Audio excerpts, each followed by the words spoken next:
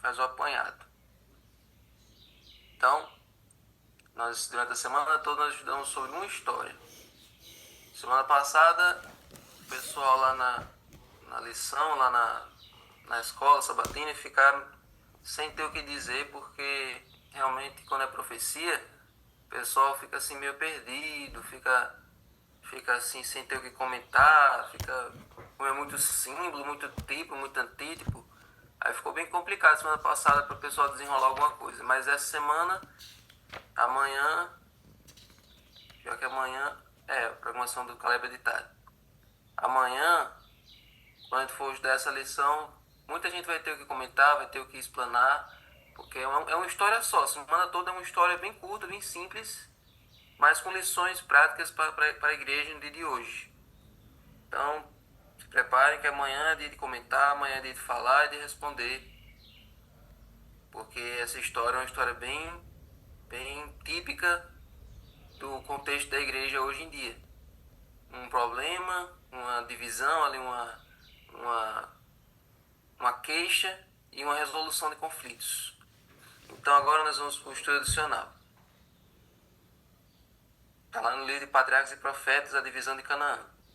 Ao mesmo tempo que é importante tratar o pecado com firmeza, é igualmente importante evitar o julgamento ríspido e a suspeita infundada.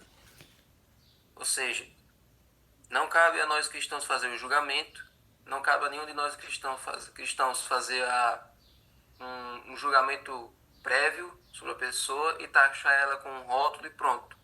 Tratar aquela pessoa com base em algo que a gente não tem provas, com base em algo que a gente não tem nenhum fundamento. Tem pessoas que a gente nem conhece direito, nem se comunica com ela e já coloca aquela imagem, já cria aquela ideia sobre aquela pessoa e pronto, fica para sempre com aquela ideia. Então, gente, nós temos que entender o seguinte, que julgamento é só com Deus. O destino de cada pessoa é feito pelas escolhas dela e a relação dela é diretamente com Deus. Então, devemos tratar o pecado com firmeza, mas evitar o julgamento ríspido, né? A agressividade no julgar e a suspeita infundada, certo? Então, na dúvida, ore pela pessoa. Se você não sabe o que está acontecendo com a pessoa, ore por ela. Não cabe você apontar dedos, dizer que ela está errada, dizer que ela está com isso ou com aquilo, certo? Então não devemos fazer isso. Ore pela pessoa. Não espalhe fofoca sobre ela. Não calunie ela. Não deturpe a imagem dela diante dos outros. Ore por ela, peça para que Deus resolva a situação, certo? Esse é o nosso dever. Jesus, ele tinha autoridade de apontar o pecado, de dizer o erro das pessoas, né? De chamar o pecado pelo nome. Jesus tinha essa autoridade, porque ele conhece e lê os corações. Por isso que ele chegava dentro dos fariseus e dizia: ai de vós, raça de víboras, escribas e fariseus hipócritas. Por fora vocês são sepulcros caiados, mas por dentro vocês são cheios de podridão. E por que Jesus fazia isso? Porque ele pode, porque ele conhece. Ele sabia o que havia por dentro dos fariseus. Mas nós não podemos fazer isso, certo? Nós não temos essa autoridade que ele tem. Então, devemos tratar o pecado com firmeza. Quando existe algum pecado na nossa igreja, a gente precisa investigar com a pessoa, quando é a liderança da igreja, né? A liderança precisa tratar com a pessoa individualmente para tentar entender o que foi aquilo e tentar resolver. Mas no modo geral, nós não devemos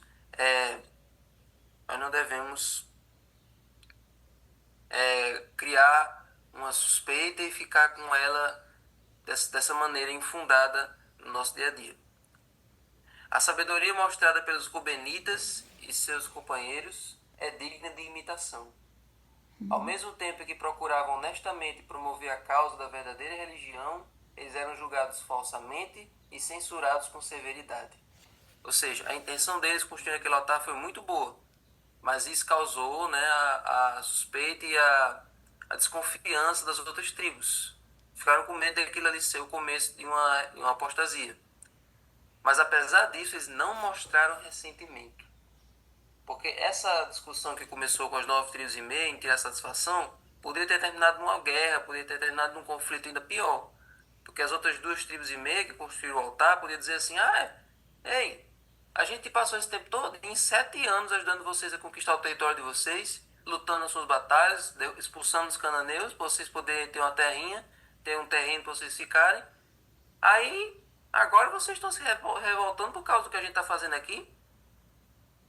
Que autoridade é essa que vocês têm sobre a gente? A gente é livre. Não tem para que vocês ficarem vindo tirar satisfação. Eu ajudei vocês até agora. E agora vocês ficam querendo fazer contenda com a gente? Então poderia ter tido uma rusga, poderia ter tido um conflito ainda pior. Uma briga ainda mais feia.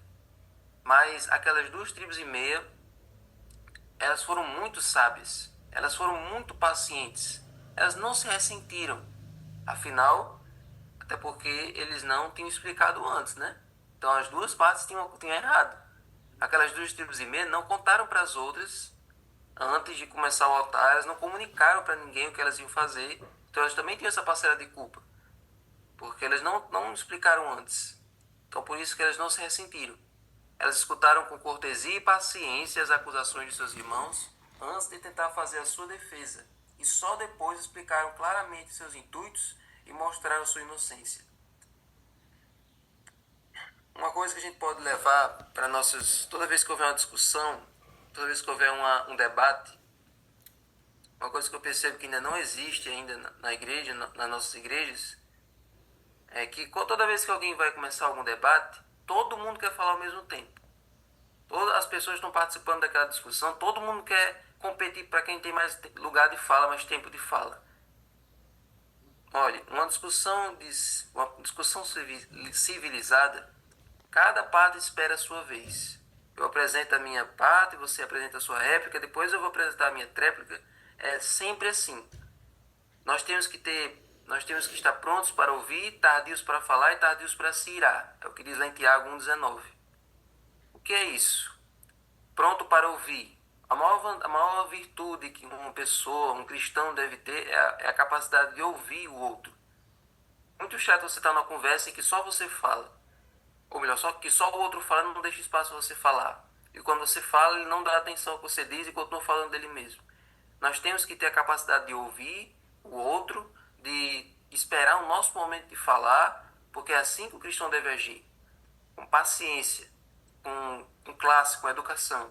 Então, aquelas 2 tribos e meia, mesmo elas sendo inocentes, elas não ficaram competindo para ver quem ia ter mais tempo para falar, para apresentar a sua posição. Elas esperaram as 9 tribos e meia terminarem as acusações e depois se defenderam. Assim, o problema que ameaçava trazer consequências tão sérias foi resolvido amigavelmente. Mesmo sob falsa acusação, aqueles que têm a razão podem estar calmos e ponderados. Você não tem a razão? Não é você que está certo? Você não sabe que você é inocente perante Deus? Então, para que você se exalta? Para que você perde a linha? Por que você perde o controle? Não é para ser assim. Então, fique calmo. Mantenha a sua postura, mantenha a linha, certo? Deus está a par de tudo que é mal compreendido e mal interpretado pelos seres humanos. E podemos com segurança deixar nosso caso em suas mãos. Aqueles que são impelidos pelo Espírito de Cristo terão a caridade que é paciente e benevolente. Amém? A vontade de Deus é que a união e o amor fraternal existam em seu povo. A oração de Cristo, antes da sua crucifixão, foi para que seus discípulos fossem um, como ele é um com o Pai, a fim de que o mundo pudesse crer que Deus o enviou. Jesus tem esse desejo, que todos nós sejamos um com ele. Por que às vezes a gente pede coisas a Deus que Deus não atende? Por que às vezes a gente faz orações, fala com Deus, mas parece que nunca a gente chega a ter a realização daquilo que a gente pediu? Porque às vezes a gente pede mal, porque a nossa vontade não está alinhada com a vontade de Deus. Os nossos gostos ainda não são os gostos de Deus. Os lugares que a gente quer ir não são os lugares que Deus iria. As pessoas com quem a gente quer estar não são pessoas com quem Deus gostaria que estivéssemos. Então, se a nossa vontade não está alinhada com a de Deus, é porque nós ainda não somos um com Ele. Nós não temos o mesmo pensamento que Ele tem, não temos a mesma as mesmas vontades que Ele tem. Então, devemos pedir a Deus para que essa oração de Jesus se concretize em nossa vida. Que possamos ser um com o Pai, assim como Jesus é um com o Pai. Se tivermos o mesmo pensamento que Ele, se tivermos a mesma vontade que Ele, os mesmos gostos que Ele, a mesma missão que Ele tem, nós pediremos qualquer coisa e essa coisa será realizada porque estaremos pedindo da maneira certa. Embora não devamos sacrificar um único princípio da verdade, nosso constante objetivo deve ser atingir esse estado de unidade. Devemos sempre garantir que a igreja permaneça unida, que a igreja não se divida, que a igreja não se separe. E embora não devamos sacrificar nenhum princípio, nenhuma doutrina por causa disso. Então, que essa possa ser a missão da igreja hoje. Manter-se unida numa só missão, num só propósito, numa só obra. Amém? Senhor Deus, muito obrigado por essa semana. Muito obrigado, Senhor, por estudo dessa história maravilhosa, dessa história de reconciliação, dessa história de resolução de conflitos. Que essa história aqui, Senhor, possa ser a realidade de todas as igrejas do nosso distrito. Igrejas sem conflito. Igrejas que resolvem de forma amigável cada problema, cada questão. Igrejas que não se dividem, como muitas vezes, entrando em contendas e discussões, buscando alcançar ser melhor do que o outro. Porque nós temos alguém que é maior do que todos nós, que é o grande eu sou. Então, Senhor, fica conosco, dá-nos a unidade, dá-nos o companheirismo, a solidariedade, de entender que nós todos somos um. Apesar das diferenças, em Ti nós somos um. Fica conosco, dá-nos uma boa manhã.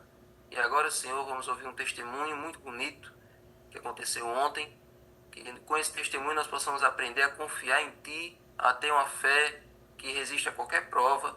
E que essa história só possa nos acompanhar nesse dia de hoje. E dar-nos um feliz sábado, em nome de Jesus. Amém. Clarinha?